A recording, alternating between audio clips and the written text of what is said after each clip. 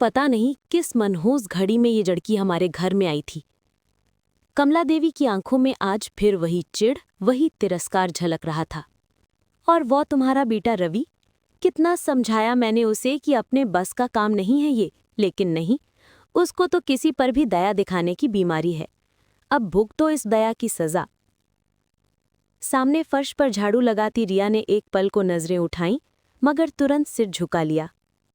कमला देवी के बगल में बैठी उनकी बेटी नेहा हाथ में मोबाइल लिए हंसते हुए बोली, माँ, मैंने तो पहले ही कहा था कि ये लड़की दिखने में भली बनती है, लेकिन असल में चालाक है। हर वक्त भोली सूरत बनाकर घूमती रहती है। देखना, धीरे धीरे सबको अपने बस में कर लेगी। रिया ने कुछ नहीं कहा। वो जानती थी कि बोलेगी तो बात और बढ़ेगी। शादी के बाद से यही दिनचर्या थी, सुबह से लेकर रात तक ताने, इल्जाम और तिरस्कार। रवि जब तक घर पर होता सब कुछ सामान्य रहता, लेकिन उसके ऑफिस निकलते ही घर का माहौल बदल जाता, एक युद्ध भूमि की तरह। ये एक संयुक्त परिवार था। रवि, उसकी पत्नी रिया, माँ कमला देवी, पिता गोपाल जी, बहन नेहा और दादी शारदा देवी। शारदा देवी उम्रदराज थीं, लेकिन घर की असली मुखिया वही थीं। हालांकि कमला देवी ने धीरे धीरे सारा नियंत्रण अपने हाथ में ले लिया था। रिया गांव से थी, पढ़ी लिखी, सुसंस्कृत, मगर शहरी तौर तरीके नहीं जानती थी। कमला देवी को यही सबसे बड़ा अपराध लगता था कि शहर की बहुएं तो मॉडर्न होती हैं, ये तो जैसे गांव से मिट्टी चिपका कर आई है। शाम को जब रवि लौटा तो रिया रसोई में थी। कमला देवी ने बनावटी मुस्कान के साथ कहा, बेटा, आज तो तेरी पत्नी ने बहुत मेहनत की है, पूरा घर चमका दिया। रवि खुश हुआ। वाह माँ, अच्छा किया रिया ने। तुम भी तो बहुत मेहनत करती हो रोज, चलो सब मिलकर खाना खाते हैं। कमला देवी ने अंदर ही अंदर दांत पीसे। अब यही रह गया था, मेरे काम की तारीफ इस बहू के नाम पर। रात को नेहा अपने माँ के कमरे में आई। माँ, अब तो रिया पापा और भैया दोनों को अपने पक्ष में कर चुकी है, कुछ करना होगा। कमला देवी बोली, हाँ, कल से ये लड़की मेरे सामने ज्यादा अकड़ने लगी है। सुबह झाड़ू लगाते हुए मुझे देखा भी नहीं, जैसे मैं हवा हूं। नेहा मुस्कुराई, तो क्यों ना इसे किसी गलती में फंसा दें? मतलब ये कि घर के पैसों में से थोड़ा सा गायब कर देते हैं, फिर सबके सामने पूछते हैं। रिया बोलेगी नहीं, और अगर बोलेगी तो फंसेगी। कमला देवी को यह सुझाव भा गया। सही कहा नेहा, कल ही देखते हैं इसका तमाशा। सुबह गोपाल जी मंदिर गए थे, रवि ऑफिस। घर में बस कमला देवी, नेहा, रिया और दादी थीं। कमला देवी ने अपनी अलमारी से 2000 रुपए निकाले और नेहा को आंखों से इशारा किया। नेहा ने वो पैसे रसोई के पीछे रखे डिब्बे में डाल दिए। थोड़ी देर बाद कमला देवी चिल्लाईं, अरे भगवान, मेरे पैसे कौन ले गया? रिया भाग कर आई। क्या हुआ माँ जी? क्या हुआ, तू पूछती है क्या हुआ? मेरे 2000 रुपए गायब हैं। रिया ने शांत स्वर में कहा, शायद कहीं रख दिए होंगे। मुझे क्या याद नहीं रहता? यहाँ कोई और है भी कौन जो पैसे छुए? जब से तू आई है घर में चैन नहीं। दादी शारदा देवी भी आ गईं। क्या हुआ बहू, इतना शोर क्यों? अम्मा जी, मेरे पैसे चोरी हो गए हैं। नेहा बोली, माँ, मुझे तो कल रिया को अलमारी के पास देखा था। रिया चौंकी, क्या? मैं तो कपड़े रख रही थी वहां। कमला देवी गरजी, बस बस, और क्या बहाने बनाएगी? दादी शारदा देवी ने सबको शांत कराया। पहले पूरा घर देख लो, फिर किसी पर इल्जाम लगाना। कमला देवी ने नाक भौं से कोड़ते हुए कहा, अच्छा अम्मा जी, आप ही देख लो, अगर पैसे ना मिले तो समझ लेना किसकी करतूत है। दादी ने पूरे घर की तलाशी ली। कुछ ही देर में वो रसोई से लौटी, हाथ में वही 2000 रुपए थे। देखो, पैसे यहाँ पड़े थे। कमला देवी और नेहा के चेहरे उतर गए। रिया ने कुछ नहीं कहा, बस हल्का सा मुस्कुरा दी। दादी बोली, आगे से बिना सबूत के किसी पर इल्जाम मत लगाना, घर में बदनामियां फैलती हैं। कमला देवी चुप रहीं, लेकिन अंदर ही अंदर उनका गुस्सा और बढ़ गया। शाम को जब रवि लौटा तो दादी ने सारी बात बताई। रवि ने माँ से कहा, माँ, आपने रिया पर चोरी का इल्जाम लगाया, आपको थोड़ा तो शर्म आनी चाहिए थी। कमला देवी ने गुस्से से कहा, मैंने कुछ गलत नहीं किया। अगर पैसे सच में गायब होते तो क्या मैं दोषी होती? लेकिन पैसे मिले तो सही, और आप लोग रिया का जीना मुश्किल कर रही हैं। बस बेटा, अब तू भी अपनी पत्नी की बातों में आने लगा। रवि ने गहरी सांस ली और कमरे में चला गया। रिया ने उसे चाय दी, मगर रवि ने बस धीरे से कहा, रिया तुम्हें बुरा लगा होगा, लेकिन मैं सब संभाल लूंगा। रिया की आंखों में नमी थी। मैं बस इतने चाहती हूं कि ये घर फिर से खुशहाल हो जाए। नेहा ने अगली चाल चली, इस बार रवि को शक में डालने की। वो अपने दोस्त अजय से बोली, तू एक कॉल कर देना और कह देना कि रिया से बात करनी है, बहुत ज़रूरी है, लेकिन नाम मत बताना। अगले दिन रवि के सामने ही फ़ोन आया। रिया ने उठाया। हेलो। फ़ोन से आवाज़ आई, रिया जी आपने जो बात कही थी वो काम हो गया है। रिया ने हैरानी से कहा, कौन बोल रहा है, कौन सी बात? फ़ोन कट गया। रवि के चेहरे पर सवाल थे। रिया ये कौन था? मुझे नहीं पता रवि, सच कह रही हूँ। नेहा मुस्कुराते हुए बोली, भैया आजकल मोबाइल पर बहुत कुछ चलता है, सावधान रहना चाहिए। रिया ने नेहा की ओर देखा। उसे सब समझ आ गया, मगर कह नहीं सकी। दादी शारदा देवी ने चुपचाप ये सब देखा। उन्हें शक हुआ कि कोई रिया के खिलाफ साजिश कर रहा है। रात को उन्होंने नेहा के कमरे के बाहर से सुना। नेहा अपनी माँ से कह रही थी, कल अजय फिर कॉल करेगा, इस बार रवि खुद सुन लेगा, बस तभी से रिया पर शक करने लगेगा। दादी का चेहरा सख्त हो गया। उन्होंने तय किया कि अब बहुत हो गया। सुबह जब रवि ऑफिस जाने लगा, दादी ने सबको बैठक में बुलाया। आज मैं सबके सामने एक बात कहना चाहती हूँ। नेहा बोली, क्या बात है दादी? दादी बोली, ये घर अब नफरत से भर गया है। हर कोई दूसरे को गिराने में लगा है, लेकिन अब ये नहीं चलेगा। कमला देवी बोली, आप कहना क्या चाहती हैं? दादी ने नेहा की तरफ देखा। नेहा तो रिया के खिलाफ झूठे सबूत में ना रही है ना? नेहा का चेहरा सफेद पड़ गया। मैं तो मजाक कर रही थी दादी। मजाक? किसी का घर तोड़ने का मजाक? दादी की आवाज में गुस्सा था। कमला देवी ने सफाई दी, अम्मा जी, बच्ची है, गलती हो गई। गलती? ये गलती नहीं, काप है। रवि स्तब्ध खड़ा था। उसे अपनी आंखों पर विश्वास नहीं हो रहा था। रिया की आंखों में आंसू थे, पर इस बार डर नहीं था। कमला देवी ने कुछ नहीं कहा, बस धीमे धीमे कमरे में चली गई। नेहा रोते हुए बोली, भैया मुझे माफ कर दो। रवि ने बस इतना कहा, नेहा तुमने जो किया उसने सबका दिल तोड़ दिया। रिया ने दादी के पैर छुए। दादी, अगर आप ना होती तो शायद मेरा रिश्ता भी टूट जाता। दादी मुस्कुराईं। सच्चाई देर से सामने आती है, पर आती जरूर है। लेकिन ये कहानी यहीं खत्म नहीं होती, क्योंकि कमला देवी का गुस्सा अब और भी खतरनाक रूप लेने वाला था। अगले भाग में घर की शांति फिर से टूटेगी, और इस बार निशाना सिर्फ रिया नहीं बल्कि रवि भी बनेगा। सुबह की धूप आंगन में उतर रही थी, मगर उस घर में अब भी ठंडक सी पसरी थी। ऐसी ठंडक जो किसी रिश्ते के टूटने के बाद आती है। पिछली रात की बातों के बाद से घर में कोई ज्यादा नहीं बोला था। कमला देवी अपने कमरे में थी, नेहा चुप थी, और रवि रिया दोनों अपने अपने ख्यालों में गुम थे। दादी शारदा देवी ने तय कर लिया था कि अब घर को फिर से जोड़ने की कोशिश करनी ही होगी, लेकिन उन्हें अंदाजा नहीं था कि कमला देवी का दिल अब और ज्यादा कड़वाहट से भर चुका था। कमला देवी आईने के सामने बैठी खुद से बातें कर रही थीं। जिस लड़की ने इस घर में कदम रखा, उसी दिन से शांति चली गई। पहले बेटे को अपने जाल में फंसाया, अब पूरे घर को बांट दिया। नहीं, अब इसे यहीं रोकना होगा। उनकी आंखों में बदले की चमक थी। उन्होंने तय किया कि अब वो रिया को इस घर से बाहर निकालकर ही दम लेंगी, लेकिन इस बार ऐसा नहीं कि कोई उन्हें रोक सके। वो बाहर निकली और धीरे से नेहा के कमरे में गई। बेटी, कल जो हुआ वो भूल जाओ, लेकिन अब हमें बहुत सोच समझकर कदम उठाना होगा। नेहा ने कहा, माँ, अब तो भैया मुझसे बात भी नहीं कर रहा। चिंता मत कर, मैं सब संभाल लूंगी, बस तू वही करना जो मैं कहूं। अगले दिन कमला देवी ने अपनी भूमिका बदली। सुबह रसोई में आई और रिया से बोली, बहू, आज मैं तेरे साथ काम करूंगी। तू अकेली इतना करती है, मुझे अच्छा नहीं लगता। रिया हैरान रह गई। मां जी, आप बैठिए ना, मैं सब कर लूंगी। नहीं बेटा, आज हम दोनों मिलकर बनाएंगे नाश्ता। वैसे भी मुझे लगता है अब पुराने गिले शिकवे भूल जाने चाहिए।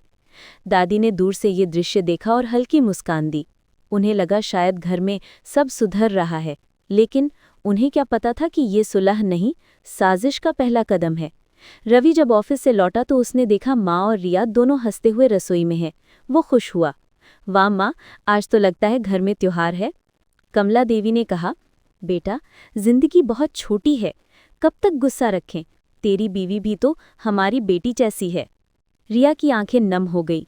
मां जी, मैं भी यही चाहती थी। उस रात लंबे समय बाद रवि ने चैन की सांस ली। उसे लगा कि अब सब ठीक हो गया है, लेकिन असल में ये ठीक होना एक जाल था जिसे बहुत चालाकी से बुना जा रहा था। नेहा अगले दिन कॉलेज से लौटी तो मां ने इशारे से बुलाया, नेहा, आज से हम प्यार का खेल खेलेंगे। मतलब ये कि अब तू भी रिया के साथ मीठा बोल, हंस हंस कर बातें कर, उसे यकीन दिला कि सब ठीक है। फिर एक मौका देखकर उसके हाथ से कोई बड़ी गलती करवा दे, ऐसी कि सबके सामने उसकी इज्जत मिट्टी में मिल जाए। नेहा बोली, माँ, अगर वो गलती ना करे तो हम करवाएंगे। इस बीच दादी शारदा देवी की तबीयत अचानक बिगड़ गई। रवि डॉक्टर को बुला लाया। डॉक्टर ने कहा, ब्लड प्रेशर बहुत बढ़ गया है, तनाव कम रखिए। दादी को कमरे में आराम करने को कहा गया। रिया हर समय उनके पास रहती, पानी, दवा, खाना सब समय पर देती। कमला देवी बाहर से सब कुछ सामान्य दिखाती, मगर अंदर ही अंदर रिया की ये सेवा भावना उन्हें और जलाती थी। देखो नेहा, अब तो ये सबके दिल में जगह बना रही है, जल्दी कुछ करना होगा। कमला देवी के पास एक पुराना गहनों का सेट था जिसे वो बहुत संभाल कर रखती थीं। एक दिन उन्होंने वही गहने अलमारी से निकालकर कपड़े में लपेटे और नेहा से कहा, ये मेरे गहने हैं, अब इनका थोड़ा खेल करते हैं। उन्होंने गहने रसोई के ऊपर वाले कैबिनेट में रख दिए, जहां रिया अक्सर बर्तन रखने जाती थी। अगले दिन उन्होंने शोर मचाया, अरे मेरे गहने, कोई ले गया? घर में हड़कंप मच गया। रवि ऑफिस जाने ही वाला था, तुरंत वापस लौटा। क्या हुआ माँ? मेरे सारे सोने के गहने गायब हैं और वो अलमारी के पास रिया थी सुबह। रिया सन्न रह गई। मां जी, मैं तो बस बर्तन रख रही थी वहां। नेहा ने धीरे से कहा, भैया, कल भी मैंने इसे वही देखा था। दादी बाहर आईं। फिर वही बात, पहले भी बिना सबूत के इल्जाम लगाया था। कमला देवी बोली, इस बार मैं झूठ नहीं बोल रही अम्मा जी, चलिए खुद देख लीजिए। सबने मिलकर घर छान मारा। कमला देवी ने चालाकी से वो गहने दादी की कमरे की दराज में रख दिए थे, ताकि जब मिले तो शक और बढ़ जाए। जब दादी की दराज खुली तो वही गहने मिले। कमला देवी ने तुरंत कहा, देखा, अब तो समझ में आया, दादी की दराज में क्यों रखे होंगे ये गहने। जाहिर है किसी ने छिपाने के लिए रखे हैं। सबकी नज़र रिया पर थी। रिया ने कहा, मैंने कुछ नहीं किया मां जी, ये झूठ है। रवि चुप था। इस बार वो उलझ गया था। दादी बोली, रिया ऐसा नहीं कर सकती, मैं गवाही देती हूँ। कमला देवी ने रोते हुए कहा, अम्मा जी, मैं क्यों झूठ बोलूंगी। दादी ने गहरी सांस ली। जो सच्चाई है वो सामने आएगी। रात को रवि अपने कमरे में चुप बैठा था। रिया उसके पास आई। तुम मुझ पर भरोसा करते हो ना? रवि ने कहा। रिया, मैं तुम्हें झूठा नहीं मानता, पर सबूत? रिया ने आंसू पोंछते हुए कहा, सबूत हमेशा सच्चाई के साथ नहीं होते रवि, कभी कभी झूठ सबूतों का इस्तेमाल करता है। रवि चुप था। उसे समझ नहीं आ रहा था कि किसे सही माने, किसे नहीं। दादी की तबीयत अब कुछ बेहतर थी, लेकिन उनका दिमाग पूरी तरह सतर्क था। उन्होंने रात को नेहा और कमला देवी के कमरे की खिड़की से देखा। दोनों कुछ बातें कर रही थीं। नेहा बोली, माँ, अब तो सब मान गए होंगे कि रिया ने गहने चुराए हैं। कमला देवी हंसी, बस थोड़े दिन और, फिर बेटा खुद उसे छोड़ देगा। दादी ने ये सब सुन लिया। उनका दिल कांप उठा। इतनी नफरत अपनी ही बहू के लिए। उन्होंने अगले दिन रवि को सब बताने का सोचा, मगर तबीयत फिर बिगड़ गई। रवि के ऑफिस से छुट्टी लेकर गांव से फोन आया। उसका बचपन का दोस्त घायल हो गया था। दादी ने कहा, जा बेटा, देखा। रिया भी साथ चलना चाहती थी, लेकिन कमला देवी बोली, नहीं बहू, तू यहीं रह जा, मैं दादी की देखभाल कर लूंगी। रवि चला गया। बस अब घर में 3 औरतें, कमला देवी, नेहा और रिया। शाम को कमला देवी ने रिया से कहा, बहू, जरा दादी के कमरे में जाओ, उनका ब्लड प्रेशर मशीन ले आओ। रिया गई, मशीन ली और वापस आने लगी। इतनी में नेहा ने चिल्लाया, माँ, दादी बेहोश हो गईं। रिया दौड़कर पहुंची, लेकिन वहां दादी ठीक ठाक बैठी थीं। कमला देवी ने झूठी चिंता जताई, बहू, तूने क्या दिया दादी को? मैंने तो कुछ भी नहीं दिया मां जी। झूठ मत बोल, तूने ही पानी दिया था। वो तो आप ही ने कहा था कि दादी को पानी दे दूं। अब तू मुझ पर इल्जाम लगाएगी। इस बार नेहा ने रिया का एक वीडियो बनाया, जिसमें वो दादी के कमरे में कुछ रख रही थी। असल में वो ब्लड प्रेशर मशीन थी। नेहा ने एडिट करके ऐसा दिखाया जैसे रिया कुछ मिलाकर दादी को पिला रही हो। अगले दिन रवि लौटा तो नेहा ने कहा, भैया, मैं कुछ दिखाना चाहती हूँ।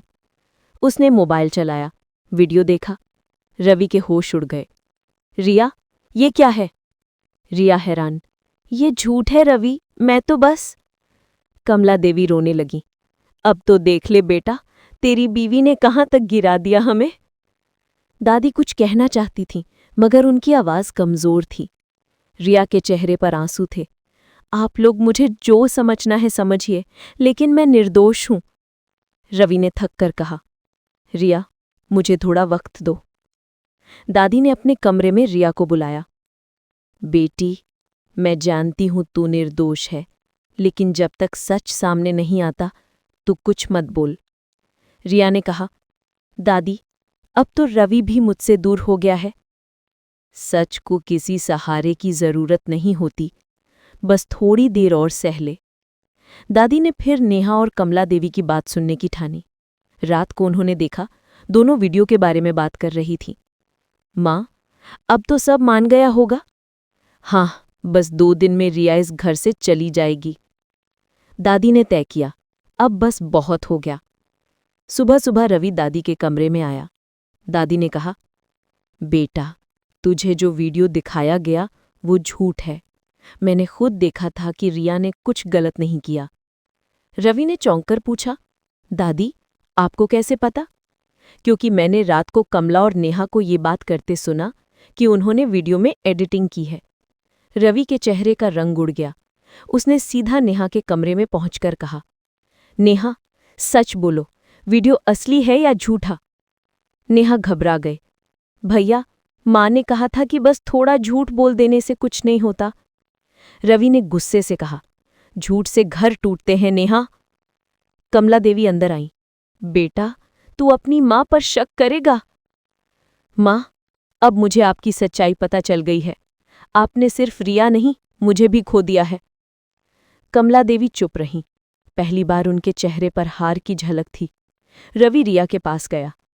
रिया, मुझे माफ कर दो, मैंने तुम्हें समझने में देर कर दी। रिया ने आंसू भरी आंखों से कहा, अगर माफी से रिश्ते ठीक हो जाएं तो हर घर में शांति होती रवि, लेकिन मैं कोशिश करूंगी कि सब फिर से ठीक हो जाए। दादी ने कहा, अब इस घर की असली मरम्मत करनी है, दिलों की। कमला देवी कमरे के कोने में बैठी थीं, चुप, टूटी हुई, मगर अब भी उनके मन में कहीं एक अहंकार की चिंगारी बाकी थी। नेहा रोते हुए माँ के पास आई। माँ, हमने बहुत गलती की। कमला देवी ने धीरे से कहा, गलती नहीं, पाप किया है नेहा, लेकिन अब शायद बहुत देर हो गई है। दादी ने कहा, नहीं बहू, देर तब होती है जब इंसान माफी मांगने से इनकार कर दे। अगर तू सच में पछता रही है तो नया सवेरा फिर से उग सकता है। कमला देवी ने रिया की ओर देखा। रिया चुपचाप पास आई और उनके पैर छू लिए। मां जी, जो बीत गया उसे भूल जाइए, हमें फिर से एक परिवार बनना है।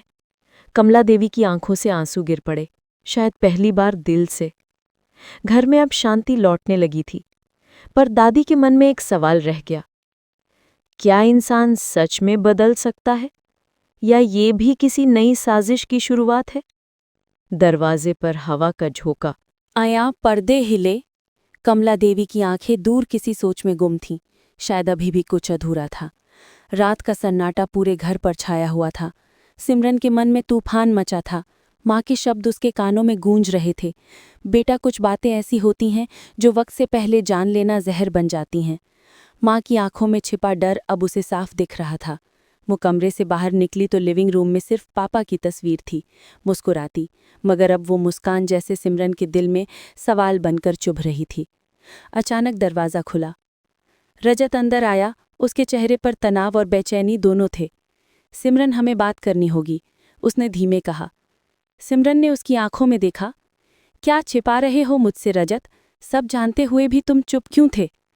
रजत ने गहरी सांस ली। मैं चाहता था कि सच तुम तक धीरे धीरे पहुंचे। तुम्हारे पिता ने, उन्होंने किसी को धोखा नहीं दिया था सिमरन। असली गुनहगार कोई और था, तुम्हारे चाचा, वही जिन्होंने कंपनी हड़पने के लिए तुम्हारे पापा को फंसाया था। सिमरन के कदम जैसे जमीन में जड़ गए। क्या, चाचा? रजत ने सिर हिलाया। हाँ, उन्होंने अपने सगे भाई को ही बर्बाद कर दिया। और तुम्हारी माँ, उन्होंने सब कुछ जानते हुए भी तुम्हें सच नहीं बताया क्योंकि वो चाहती थीं कि तुम्हारा दिल अपने परिवार के लिए ना टूटे। सिमरन की आंखों में आंसू थे, पर अब उनमें सिर्फ दुख नहीं था, उनमें गुस्सा, दर्द और हिम्मत सब एक साथ थे। अब मैं चुप नहीं रहूंगी, उसने दृढ़ आवाज में कहा। पूरा परिवार एक ही जगह बैठा था। माँ, चाचा, चाची, रजत, सबके चेहरों पर एक अजीब सी घबराहट थी। सिमरन ने सबके सामने एक पुरानी फाइल रखी, वही जिसे उसने कल रात अटारी से निकाला था। उसमें कंपनी के अकाउंट्स, लेन देन और कुछ पुराने लेटर थे जिन पर चाचा का हस्ताक्षर था।